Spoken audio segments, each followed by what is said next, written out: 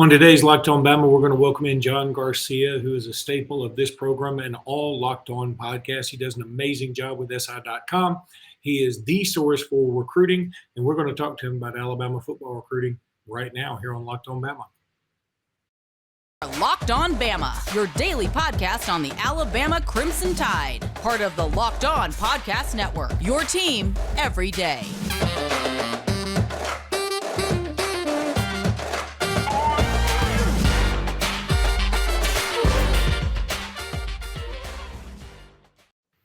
Hey, everybody, and welcome back into Locked On Bama. Luke Robinson, that's me. Jimmy Stein, that's normally him. But today, we have upgraded in every facet of the game. We bring in John Garcia from SI.com. John, how you doing, buddy?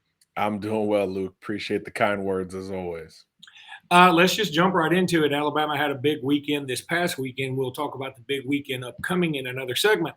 But this past weekend, they had some pretty big-time visitors. A couple of them, Brandon Ennis, and then Jalen Mbakwe, who is a younger guy out of Clay Chalkville. And, man, he's a stud. Tell me what you know about these two. Well, Brandon Ennis could be the number one receiver in the country when all is said and done. He's certainly among the most recruited, heavily and experienced, being really a 4-year varsity guy already in South Florida. Bama's been in this race for quite a long time, even before he initially committed to Oklahoma and Lincoln Riley backed off.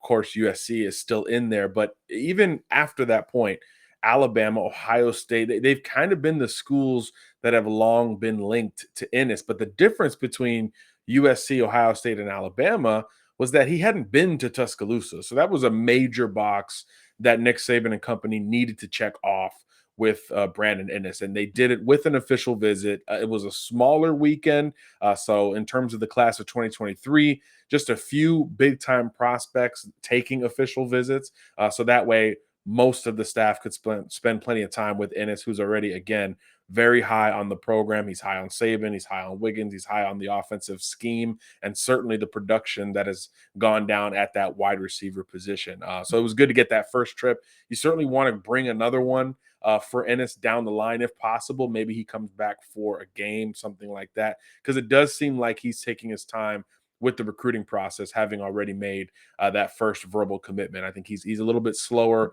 with his pace right now, but it's kind of the same schools: Bama, Ohio State, USC. Miami's trying to keep him home. You know, he is a South Florida kid, so that new coaching staff will shoot its proverbial shot there. But most of us feel like it's going to be an out-of-state battle between those three schools that we continue to mention, different shades of red for all three of them there. But the Crimson Tide within that group should feel good because they were always in it, even without him having taken the visit.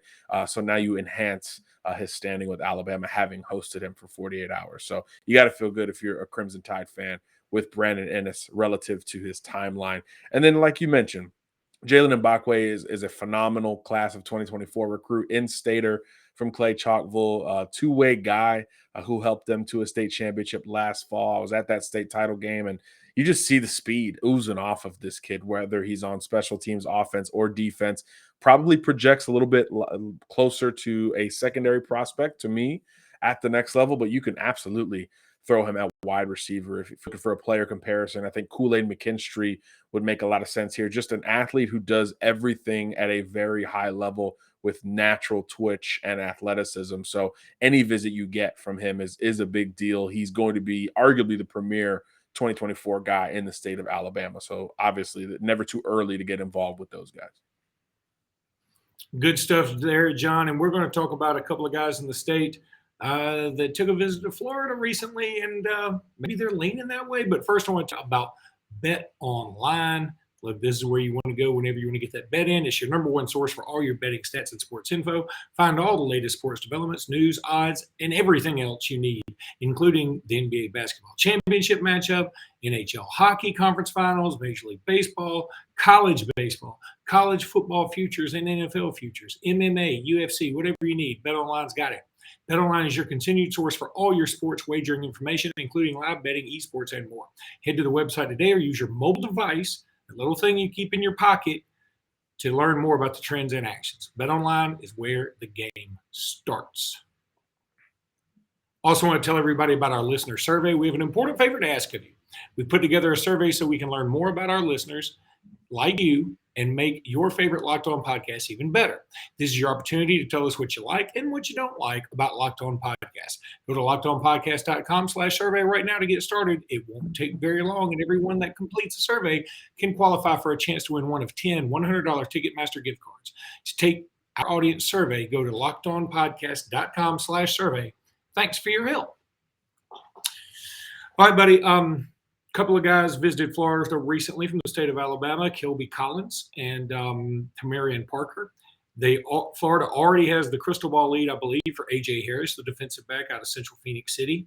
Tamarian Parker just got crystal balled to Florida from Chad Simmons, right? It was Chad, yep. Yep, Chad Simmons over at On3. And then there's Kelby Collins. I saw a tweet he put out today wearing all Florida gear, saying, "How'd I look in blue?" Man, Billy Napier making some waves in the Yellowhammer State. Yeah, there's no doubt. You just know Florida has always been one of those programs that has spot recruited in the state of Alabama, but you definitely, and you laid it out perfectly, Luke. You see the increased attention from that Gator coaching staff in the state of Alabama, particularly on the defensive side of the ball, where, you know, Florida's reputation has been strong over the long-standing period, even through a few different coaching staffs. And yeah, they had Kelby Collins, Tamarian Parker, A.J. Harris just set his official visit to UF for later this summer. So yeah, there's definitely a push from the Gators to pull some Yellowhammer State talent. I think of the three, you know, Harris has really been in talks with Florida for quite some time. I think once the new year turned over, it became sort of a Florida Clemson race with a sprinkle of Georgia, Alabama, Ohio State. Previously, Ohio State was kind of viewed as that school for AJ, but we've heard a lot of Florida buzz here lately. So now he sets up that trip. And then his teammate just visited, right? Tamarian Parker, also from Central Phoenix City. And that's where we really hear the buzz having shifted a lot in the last couple of weeks. And the Gators certainly have some of that momentum right now. But Collins is the most interesting to me from the Alabama perspective, because I do think he could be the best prospect of the three. He's maybe the highest on the board for Alabama of the three.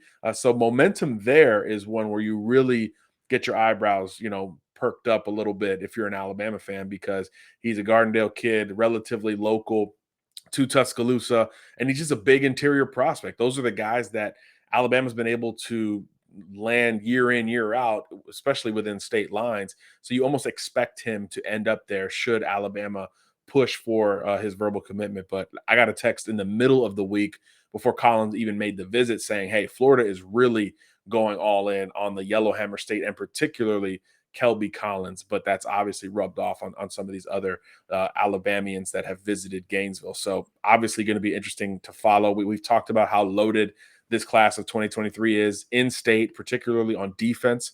Obviously, Alabama can't grab all of them, but you do want to grab the majority, especially the ones that you're truly high on. Oh, there's no doubt. This class is absolutely sick. I mean, you've already got a quarterback in Christopher Vizina, who's, you know, top 7, top 8 guy, already committed to Clemson, headed elsewhere. Then you're talking about 3 other guys that could be headed towards Florida or maybe even Georgia.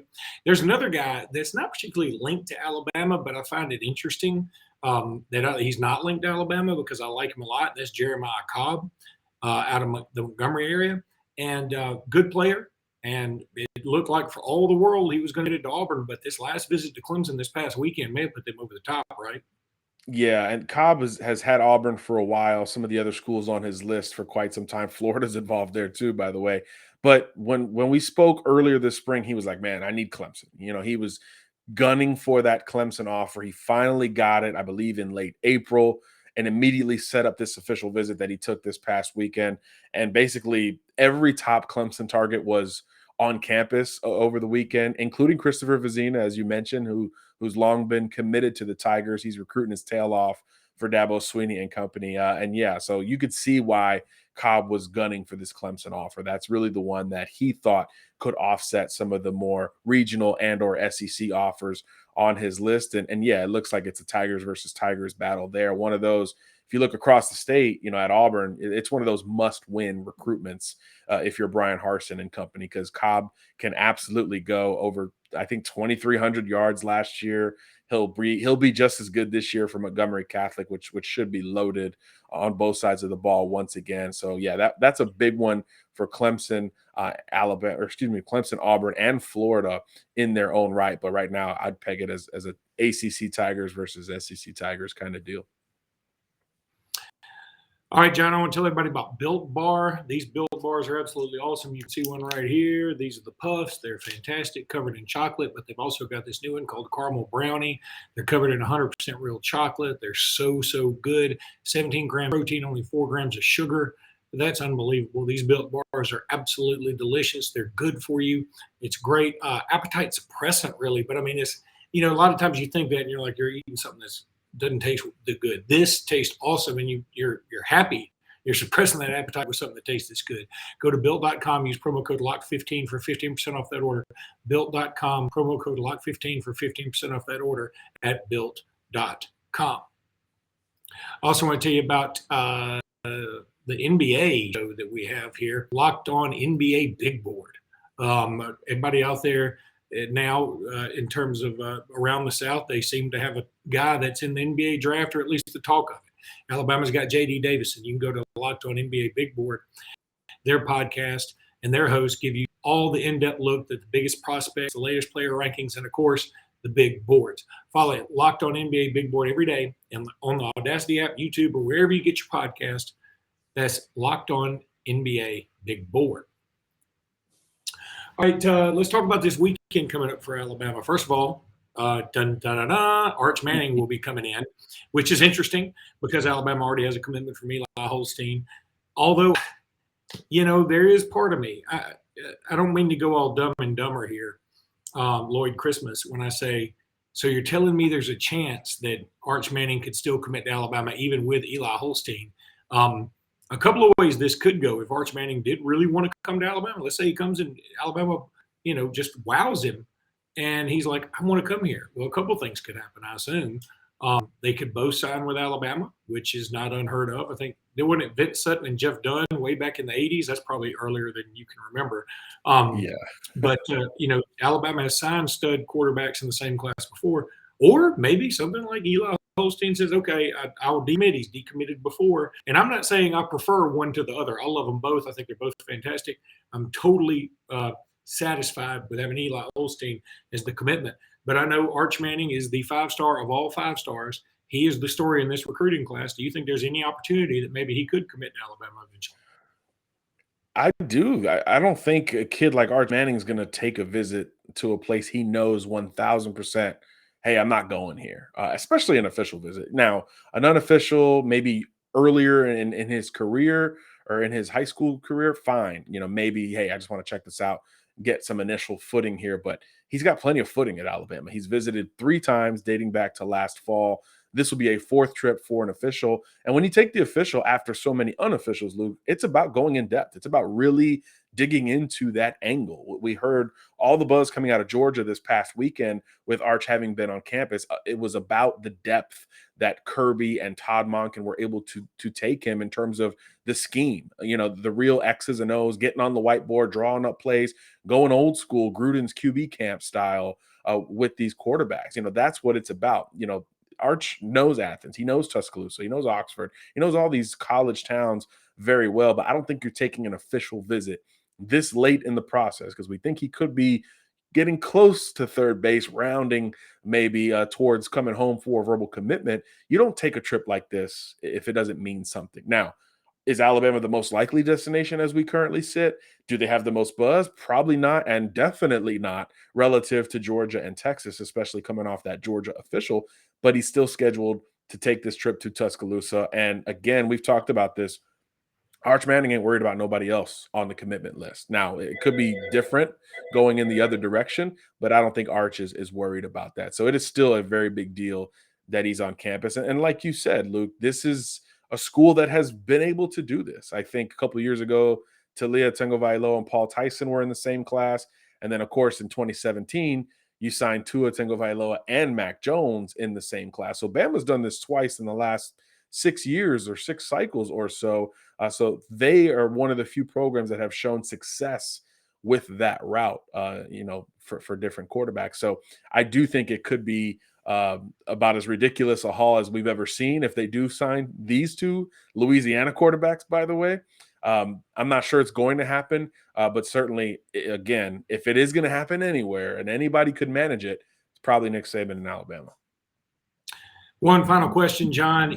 This is a huge weekend for Alabama. We can't even go down everybody that's on this list. Art's the headliner, but if he weren't the headliner, there'd be plenty of guys that could take top billing. Anybody you think commits to Alabama after this weekend? Oh, that's such a good question. I think maybe some of the recruits that are a little closer to ending the process in terms of taking visits. I think a Eugene Wilson, a kid from Tampa, could be close to making a decision. He's a slot receiver, incredibly fast, lifelong Gator fan. The Gators are in it, but Alabama is one of the rebuttal schools that he'll take a trip to just to see where he stands. So if he falls in love, I could see him getting through the process here relatively quickly. But I'm looking at these offensive linemen that are visiting. 4 offensive tackle types headed to Tuscaloosa the same weekend. I think that will be very interesting. Francis Mauigoa isn't very close to a commitment. He's at an IMG, but he's a big fan of Evan Neal, looks up to Tyler Booker. We know about the IMG connection on the offensive line in particular for Alabama. So I'm keeping my eye on him. Caden Proctor, Iowa kid. Some people view him as an Iowa lock. Maybe that's the case. But again, if one school is going to push against the grain and maybe change his mind, I think Alabama could be one of those. He's a Jedrick Wills type of right tackle swing prospect who can block everywhere in a pinch. And there's a couple other O-linemen visiting, as well as the local kid, right? Wilkin Formby out of Tuscaloosa Northridge. This kid, for being a Tuscaloosa kid, I think he's undersold, much like we saw with Brian Robinson in years past. But don't take that lightly. He is one of the best offensive tackles in the country. And over the last 12 months, I think he's upped his stock as much as any offensive lineman in the country. Had a different SEC staff, not Alabama, tell me that he's the best kid in that sort of Alabama, Mississippi, Louisiana footprint at offensive tackle. And obviously with the talent coming out of that region, that says a lot about Formby. So obviously being a Tuscaloosa guy, I'd keep an eye on him if he wants to make a decision as well. John, you're the best, man. Appreciate you every single week jumping on the show. All the Locked On family does. You just are a busy, busy man, and we appreciate your just moving all over the place. And we need you, bro. So you're doing a great job, and we'll see you again soon, okay? Always a pleasure, man. Take care. Take care.